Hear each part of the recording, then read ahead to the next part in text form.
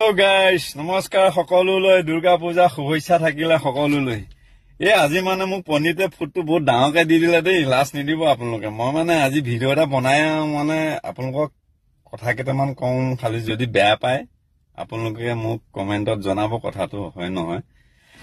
এই চিঞৰি আছে যেন আপোনাৰ ফেচবুকত ফালি আছে, আপোনাৰ ইনষ্টাগ্ৰামত ফালি আছে 999 বোলে এখন স্কুটিও পাব বা বাইকো পাব। ঠিক আছে, 999 টকা দি স্কুটিখন ল'ম যেনিবা। সেই স্কুটিখনৰ যোনটোৰ মানে মাহেকত আমি ধৰি লও ইনষ্টলমেণ্ট ইমান আহিলে বা 1500-1600 আহিলে তাৰ ইণ্টাৰেষ্ট লগাব নে নলগায়, সেই কথাটো আপোনালোকে জানে নাজানে?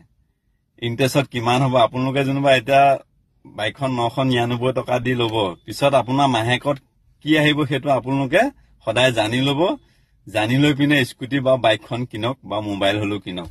জয় আই অসম।